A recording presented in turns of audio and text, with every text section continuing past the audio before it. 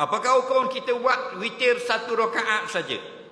Dia nak buat witir 1 rakaat saja. Dengar baik-baik. Witir maksudnya bilangan yang ganjil. Nah, kalau kita nak buat 1 rakaat, hukumnya sah.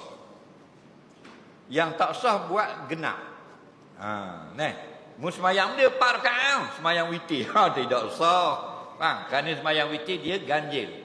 Paling sikit 1 rakaat. Lebih pada tu 3 atau 5 atau 7 atau 9, maksimal 11. Okey?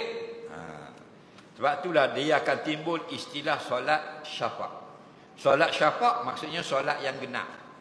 Jadi kalau kita nak buat lebih daripada 1, contohnya 3, 5 atau ke atas, maka kita buat 3 rakaat boleh, 2 dan 1 pun boleh. Faham tak? Biasa kita buat 2 dulu baru 1. Yang buat 2 dulu tu panggil solat syafaq, solat genap. Kerana lepas pada itu kita salam, Assalamualaikum warahmatullahi wabarakatuh, Assalamualaikum warahmatullahi wabarakatuh, kita buat 1 lagi. Dalam persoalan malam ni dia tanya nak buat 1 ke?